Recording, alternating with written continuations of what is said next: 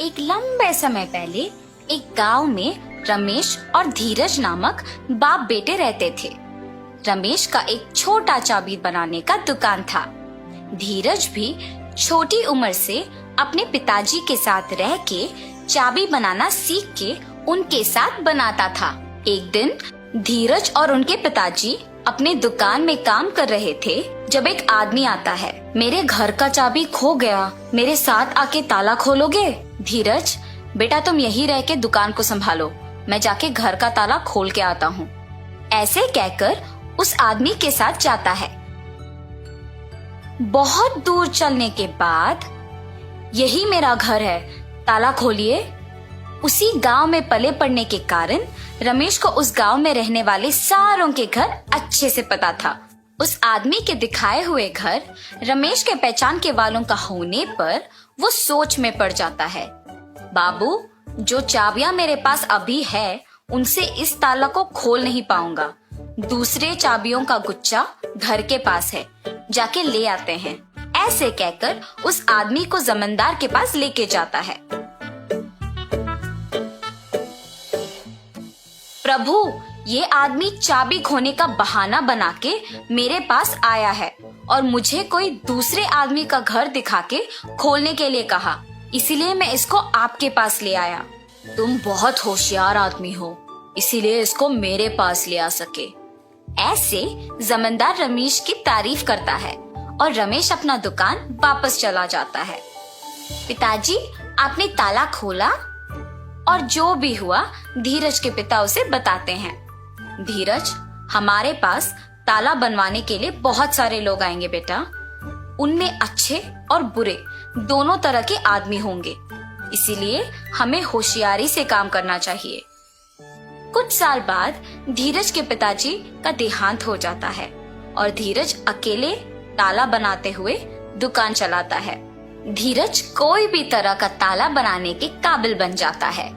एक दिन धीरज के दुकान को एक आदमी आता है। मुझे इस चाबी का एक नकल बना के दे सकते हो? जी हाँ, बिल्कुल, पर नई चाबी के लिए 500 रुपए लगेंगे। ठीक है, बना के दो। और धीरज वो नकली चाबी बना के देता है और गोपाल पैसे देके वहां से चला जाता है। अगले दिन भी गोपाल धीरज के पास एक और चाबी लेके उसी की तरह एक नया वाला बनाने के लिए कहता है। ऐसे हर रोज गोपाल एक एक चाबी लाके उसका नकल बनाने के लिए धीरज को पैसे देता था।